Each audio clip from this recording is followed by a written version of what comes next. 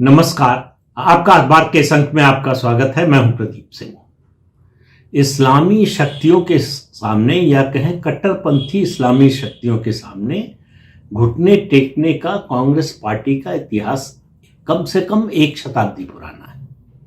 वंदे मातरम का जो अभी विवाद हुआ है, ये कोई नई बात नहीं है। कांग्रेस पार्टी के लिए तो बिल्कुल ही नहीं।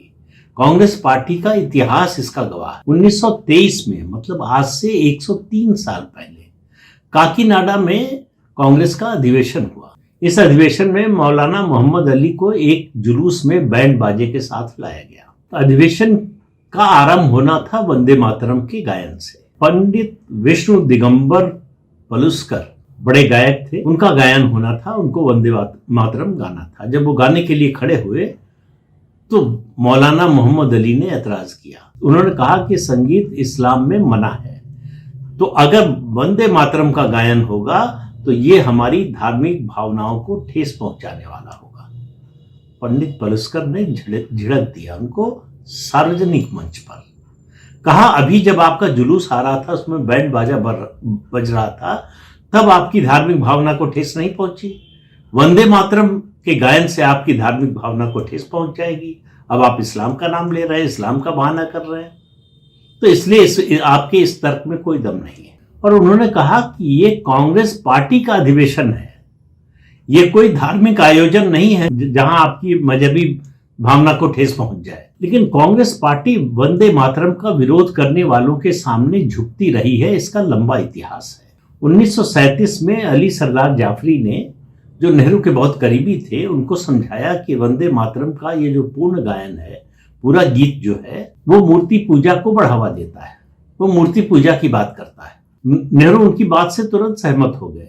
तो जिस गीत को गाते गाते तमाम स्वतंत्रता संग्राम सेनानी फांसी के फंदे पर झूल गए, नेहरू ने उसके बारे में कहा कि राष्ट्रवाद का और राष्ट्रभक्ति का जो मॉडर्न, जो आधुनिक सिद्धांत है, जो सोच है, भारत का राष्ट्रवाद और राष्ट्रभक्ति उस आधुनिक सोच के खिलाफ। बस नेहरू का इतना कहना था कि मुस्लिम लीग को मौका मिल गया। मुस्लिम लीग ऐसे ही मौके के इंतजार में थी। मुस्लिम लीग वंदे मातरम के पक्ष में कभी नहीं थी और वो हमेशा इसका विरोध करती रही। 17 अक्टूबर 1937 को लखनऊ में मुस्लिम लीग का अधिवेशन हुआ।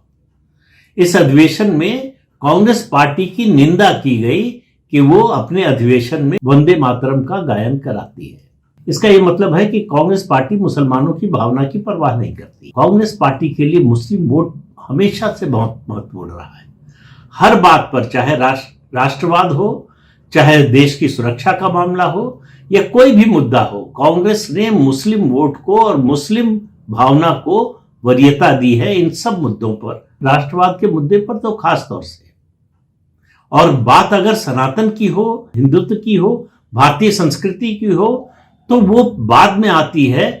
मुस्लिम लीग या मुसलमानों की जो मांग है वो पहले आती है कांग्रेस पार्टी के लिए। 1937 में ही, साल के आखिर में, कलकत्ता में कांग्रेस वर्किंग कमेटी की बैठक हुई। तब तक जवाहरलाल नेहरू कांग्रेस के अध्यक्ष बन चुके थे और उन्होंने इस वर्किंग कमेटी की बैठक में कहा कि मुस्लिम लीग की वंदे मातरम को लेकर जो आपत्ति है वो बिल्कुल सही है। और इस वर्किंग कमेटी की बैठक में प्रस्ताव पास किया गया कि भविष्य में कांग्रेस के अधिवेशनों में वंदे मातरम के केवल पहले 2 पद ही गाए जाएंगे। तो भारत की संस्कृति और सभ्यता से जुड़े हुए जो पद थे, उनकी तिलांजलि दे दी गई, उनकी बलि चढ़ा दी गई, क्योंकि मुस्लिम लीग को खुश करना था, क्योंकि मुस्लिम लीग का समर्थन हासिल करना था, क्योंकि मुसलमानों को खुश करना था। ये कांग्रेस की नीति का मूल रहा है हमेशा से, आजादी के आंदोलन से लेकर और आज तक। इतना ही नहीं, नेहरू ने मुस्लिम लीग को यह आश्वासन दिया कि भविष्य में वंदे मातरम का प्रभाव धीरे धीरे कम कर दिया जाएगा। लेकिन मुस्लिम लीग इससे संतुष्ट नहीं थी। इस बीच देश में मुसलमानों पर अत्याचार के संबंध में एक कमेटी का गठन हुआ, जिसको पीरपुर कमेटी कहा गया। उसने 15 नवंबर 1938 को अपनी रिपोर्ट सौंपी। अब इस रिपोर्ट के बारे में सुनिए तो आपको सुनकर आश्चर्य होगा, आपको समझ में आएगा कि भारत में हिंदुओं के साथ हो क्या रहा था, भारतीय संस्कृति और सभ्यता के साथ क्या हो रहा था, किस तरह से हिंदुओं की धार्मिक भावनाओं के साथ खिलवाड़ किया जा रहा था, ताकि मुसलमानों को खुश किया जा सके, मुस्लिम लीग को खुश किया जा सके। ये जो सूची सौंपी गई कि मुसलमानों पर क्या क्या अत्याचार हो रहे हैं, उन अत्याचारों की सूची में एक विषय था, आपको मालूम है क्या? वंदे मातरम का गायन। मतलब वंदे मातरम का गायन मुसलमानों पर अत्याचार था। वो वंदे मातरम जो भारत के स्वतंत्रता आंदोलन का गीत बन गया था, स्वतंत्रता सेनानियों का मुख्य उद्घोष बन गया था। हर सभा, हर आंदोलन, हर विरोध प्रदर्शन, हर कार्यक्रम वंदे मातरम से शुरू होता था। उसको मुसलमानों पर अत्याचार के रूप में पेश किया गया। तो मुसलमानों को और खासतौर से उस समय मुस्लिम लीग को खुश करने के लिए कांग्रेस पार्टी और उसमें भी विशेषकर जो है जवाहरलाल नेहरू, उन्होंने घुटने टेक दिए मुस्लिम लीग के सामने। उन्हें लगा कि वंदे मातरम का बलिदान दिया जा सकता है। अगर इससे मुस्लिम लीग खुश होती है, ये वो जानते थे, सब जानते थे कि इससे मुस्लिम लीग पर कोई असर नहीं पड़ने वाला। मुस्लिम लीग के लिए तो वंदे मातरम एक बहाना था, एक प्रतीक था हिंदू विरोध का, सनातन विरोध का, हिंदुओं से अलग होने का, अपने लिए अलग देश मांगने का। उसकी वो आधार भूमि तैयार कर रहे थे, वो अपने ग्रीवांसेस की सूची तैयार कर रहे थे। और वो कहते भी थे कि हमारी जो ये शिकायतें हैं, इनकी जो सूची है, ये अंतिम नहीं है, ये अब तक की है। तो उनकी शिकायतों, उनका विक्टिम कार्ड जो है, न उस समय कभी खत्म हुआ, न आज खत्म हुआ है। मुसलमानों का विक्टिम कार्ड आज तक जारी है। और उस विक्टिम कार्ड को एम्प्लीफाई करने वाली, उसको बढ़ावा देने वाली, उसको प्रचारित और प्रसारित करने वाली पार्टी अगर देश में एक है तो कांग्रेस पार्टी है। और भी पार्टियां हैं, लेकिन कांग्रेस पार्टी राष्ट्रीय पार्टी है, इसलिए उसकी बात ज्यादा होती है। आजादी के आंदोलन का हिस्सा रही है। शायद इसीलिए गांधी जी ने कहा था कि आजादी के बाद, देश के बंटवारे के बाद, कांग्रेस पार्टी को डिसॉल्व कर देना चाहिए। और सच्चाई ये थी कि वो कोई राजनीतिक दल नहीं थी। आजादी के आंदोलन के दौरान वो एक प्लेटफॉर्म थी, एक मंच थी कांग्रेस, जिस पर सभी विचारधारा के लोग आकर अपनी बात कहते थे। सभी विचारधाराओं से जुड़े लोग इसमें शामिल थे। ये किसी एक विचारधारा की पार्टी नहीं थी, लेकिन उसका आजादी के आंदोलन से जुड़ाव होने के कारण उसका लाभ उठाने के लिए नेहरू ने ऐसा होने नहीं दिया। कांग्रेस पार्टी का नाम न होता, अगर कांग्रेस पार्टी के नाम से जवाहरलाल नेहरू पहला चुनाव न लड़ते तो वो जीतते या नहीं, इसमें भारी शंका है। उनकी लोकप्रियता कोई इतनी बड़ी नहीं थी कि जिस तरह से उनकी लगातार 3 चुनावों में जीत हुई। उनकी जीत के बड़े कारणों में एक ये था कि कोई दूसरी विकल्प के रूप में कोई दूसरी राष्ट्रीय पार्टी नहीं थी, और जो पार्टियां थीं उनमें आपस में एकता नहीं थी। और उसके अलावा उस समय का चुनावी सिस्टम, चुनावी प्रक्रिया, पहले चुनाव में आप में से बहुत से लोगों को शायद मालूम नहीं होगा कि वोट कैसे पड़ते थे। वोट के लिए कैंडिडेट के नाम से और उसकी पार्टी के नाम से एक बक्सा रख दिया जाता था। अगर एक कॉन्स्टिट्यूंसी में 15 कैंडिडेट हैं तो 15 बक्से रखे रहते थे, जगह जगह पर जगह निर्धारित की जाती थी। वहां आप आइए, एक बैलेट पेपर लीजिए, उस पर किसी का नाम नहीं होता था, उस पर मोहर लगाइए और जिस कैंडिडेट को वोट देना चाहते हैं उसके बक्से में डाल दीजिए। बड़ी आसानी से इस बक्से का निकाल के दूसरे बक्से में डाल दिया जाता था। और ऐसा तमाम मामलों में हुआ। वो कांग्रेस पार्टी आज चुनावी प्रक्रिया को लेकर सवाल उठाती है। कांग्रेस पार्टी को लाभ मिला उस समय चुनाव प्रक्रिया में पारदर्शिता न होने का, चुनाव प्रक्रिया के लिए कोई निर्धारित सिद्धांत न होने का, नियम न होने का। लेकिन वो उस बात को छोड़ देते हैं, अगर पारदर्शिता होती, नियम होते तो क्या होता।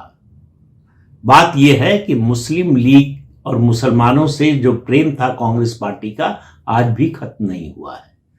तो सोनिया गांधी अपनी सास के पिता और राहुल गांधी अपने पिता के नाना के एजेंडे पर ही आज भी चल रहे हैं, 103 साल बाद भी। 103 साल पहले वंदे मातरम का पूर्ण गायन जवाहरलाल नेहरू को मंजूर नहीं था, आज सोनिया गांधी और राहुल गांधी को मंजूर नहीं है। कोई फर्क नहीं है, रत्ती भर का भी फर्क नहीं है। फर्क आया है तो ये उससे आगे बढ़ गए। नेहरू के समय का ऐसा कोई दृष्टांत नहीं है जब उन्होंने वंदे मातरम के पूर्ण गायन में व्यवधान पैदा की हो, रुकवाने की कोशिश की हो। ये अलग बात है कि उन्होंने तो नियम ही बना दिया कि कांग्रेस के अधिवेशन में केवल 2 ही पद पढ़े जाएंगे, और यह सिलसिला आजादी के बाद भी चलता रहा। सवाल यह है कि कांग्रेस पार्टी, आज की कांग्रेस पार्टी, सोनिया गांधी और राहुल गांधी की कांग्रेस पार्टी जो कर रही है, किसके दबाव में? आज तो मुस्लिम लीग नहीं है, आज तो यह मुद्दा नहीं है कि अगर मुस्लिम लीग को नाराज कर दिया तो वो देश के बंटवारे की मांग करेंगे। तो आज किसको खुश करने के लिए? मुसलमानों को खुश करने के लिए भारतीय सभ्यता और संस्कृति की तिलांजलि दे देंगे आप। यह है कांग्रेस का मूल मंत्र कि सनातन धर्म का, हिंदू संस्कृति का, भारतीय सभ्यता का विरोध करो, उससे कुछ नुकसान नहीं होगा। लेकिन अगर मुसलमानों को नाराज किया, मुसलमान जो चाहते हैं उसको नहीं माना, तो आपका राजनीतिक नुकसान हो सकता है। ये नेहरू भी सोचते थे, ये सोनिया गांधी और राहुल गांधी भी सोचते हैं। इसीलिए आप देखिए 15 अगस्त को कांग्रेस के मुख्यालय में जो कुछ हुआ वो उसका प्रमाण है, प्रमाणित हो गया, सार्वजनिक रूप से सामने आ गया। जिस उत्तेजना में सोनिया गांधी, राहुल गांधी है, सोनिया गांधी जिस तरह से वंदे मातरम का गायन रुकवाना चाहती हैं, रुकवाने के लिए कह रही हैं, उससे आप समझिए कि कितनी नफरत भरी हुई है वंदे मातरम को लेकर। क्योंकि वंदे मातरम गीत बन चुका है, इसलिए विरोध नहीं कर सकते, और अब पूर्ण गायन जो है वो कानून बन चुका है, तो ये कानून को भी मानने के लिए तैयार नहीं है। एक बार जब संसद से प्रस्ताव पारित हो गया, अब इन लोगों का दोहरापन देखिए आप। संसद में जब यह प्रस्ताव पास हुआ तो न इन्होंने समर्थन किया और न विरोध करने की हिम्मत जुटा पाए, सदन से बहिर्गमन कर गए। प्रस्ताव पास हो गया, राष्ट्रपति की मंजूरी मिल गई, कानून बन गया। अब इनके पास ये विकल्प नहीं है कि वंदे मातरम का पूर्ण गायन हो या नहीं हो। सरकारी समारोहों में तो होगा ही, निजी समारोहों में भी आपके पास 2 ही विकल्प है, या तो आप वंदे मातरम का गायन न करें, या जब करें तो पूरा करें। राहुल गांधी और सोनिया गांधी बोल क्या रहे थे उस दिन कि हमारा वर्जन। अरे भाई, तुम्हारा कौन सा वर्जन? सोनिया गांधी इटली से लेकर आई है कोई देश क्या कि इटली का वर्जन चलेगा? भारत देश का एक ही वर्जन है वंदे मातरम का पूर्ण गायन, सारे 6 पदों का गायन। ये इस देश का कानून बन गया है। ये देश संविधान और कानून से चलता है, सोनिया गांधी और राहुल गांधी की इच्छा से नहीं।